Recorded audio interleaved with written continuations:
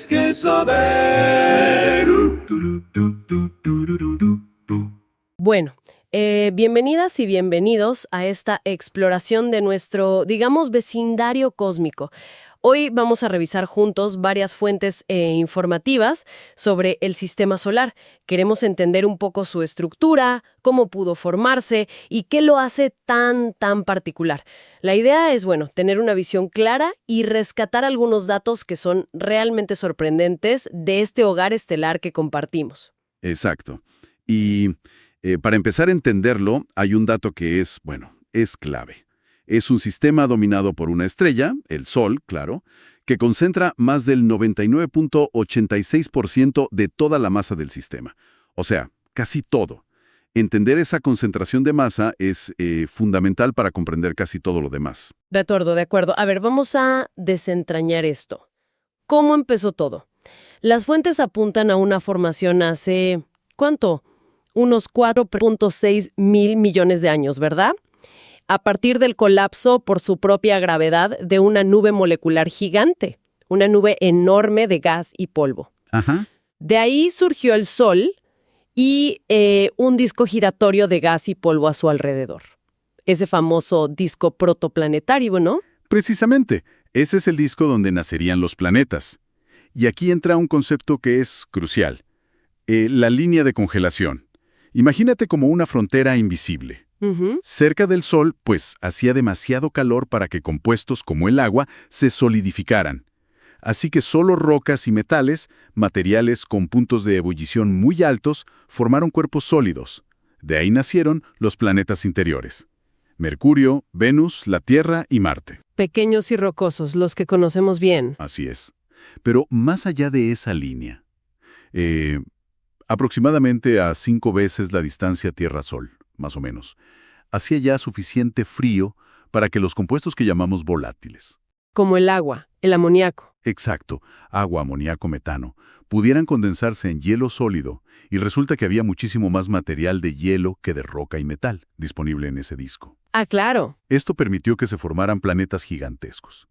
Primero Júpiter y Saturno, los gigantes gaseosos, que son mayormente hidrógeno y helio, y un poco más afuera Urano y Neptuno, los gigantes de hielo. De hecho, fíjate, solo Júpiter y Saturno juntos acaparan casi el 90% de la masa que no está en el Sol. ¡Qué barbaridad! Y aquí es donde la escala se vuelve, casi incomprensible, ¿no? Las fuentes usan unas analogías muy buenas. Si redujéramos la distancia del Sol hasta Neptuno a, digamos, la longitud de un campo de fútbol, unos 100 metros, el Sol sería como una canica grande. Ponle unos 3 centímetros. Los planetas gigantes serían como granos de arena gruesa, menos de 3 milímetros. Y la Tierra sería más pequeña que una pulga. Cuesta visualizarlo, ¿verdad? Es que las distancias son enormes. Hay un modelo muy famoso a escala en Suecia. Allí, el Sol es el Avicii Arena en Estocolmo, una esfera de 110 metros de diámetro. ¡Wow! Bueno, pues en esa escala, Júpiter sería una esfera de unos 7 metros, situada a 40 kilómetros de distancia, en el aeropuerto.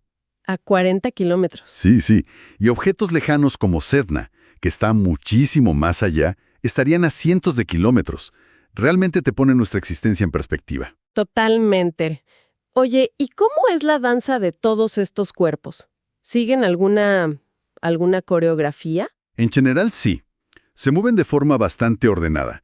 Los planetas orbitan al Sol más o menos en el mismo plano. La eclíptica, que le llaman. Eso es, la eclíptica. Y todos giran en la misma dirección, contrario a las manecillas del reloj si miramos desde encima del polo norte terrestre. Sus órbitas, eso sí, no son círculos perfectos. Son elipses con el Sol en uno de los focos, tal como descubrió Kepler hace siglos. Claro. Pero bueno, siempre hay rebeldes, ¿no? El cometa Halley, por ejemplo, orbita en dirección opuesta. Y Venus. Venus tiene una rotación sobre sí mismo que es retrógrada, o sea, al revés que la mayoría. Mira tú. Claro. Y no solo están los 8 planetas principales. El sistema solar no se acaba en Neptuno ni mucho menos. ¿Qué más encontramos por allá afuera? Ajá, muchísimo. A ver, primero, entre Marte y Júpiter tenemos el cinturón de asteroides. Son básicamente restos rocosos de la formación planetaria. Se piensa que la enorme gravedad de Júpiter impidió que se juntaran para formar un planeta. Restos de construcción, digamos. o algo así. Y curiosamente, aunque en las películas parezca un campo de minas, si juntaras toda su masa, es menor que la de nuestra Luna. ¿En serio? Ajá. ¡Qué poco! Sí. Luego, más allá de Neptuno, tenemos el cinturón de Kuiper. Es un disco enorme y helado. Ahí es donde viven Plutón, Eris, Makemake y, bueno, muchísimos otros objetos helados, los llamados KBOs. Ujú, cuerpos del cinturón de Kuiper. Exacto. Y aún más lejos, mucho más lejos, se teoriza la existencia de la nube de Oort. Una gigantesca esfera, imagínate, de billones de cometas potenciales, objetos helados. Podría extenderse hasta casi 2 años luz de distancia, marcando el verdadero límite gravitacional del Sol. Sería la fuente de los cometas de periodo largo. 2 años luz. Impresionante.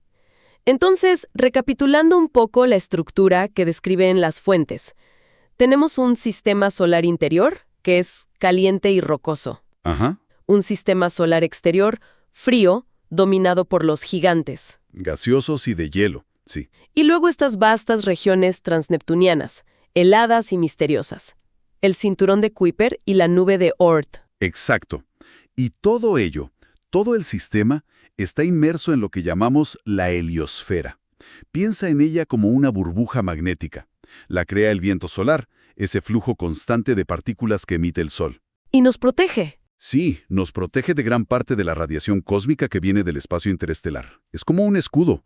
Su borde, la heliopausa, es donde ese viento solar choca con el medio interestelar. Las ondas Voyager, de hecho, ya la cruzaron. Están allá afuera, en el espacio interestelar. ¿A qué distancia fue eso? A unas 120 unidades astronómicas, o sea, 120 veces la distancia de la Tierra al Sol. Lejos, ¿eh? Lejísimos. Fascinante. Bueno, en resumen, un sistema complejo que se formó hace miles de millones de años, con una estructura definida por la temperatura, con escalas que realmente son difíciles de imaginar, dominado casi por completo por la masa del Sol y con unas fronteras exteriores enormes y aún llenas de misterio. Así es. Y quizás para dejar una reflexión final, algo que surge al comparar con lo que sabemos de otros sistemas. Cuando miramos nuestro sistema solar y lo comparamos con los miles de otros sistemas planetarios que se han descubierto, el nuestro parece tener algunas singularidades. Ah, ¿sí? ¿Cómo cuál es? Por ejemplo, destaca la falta de supertierras. Son planetas rocosos más grandes que la Tierra, pero más pequeños que Neptuno. Son muy comunes en otros sistemas, orbitando cerca de sus estrellas. Aquí no tenemos. Es verdad.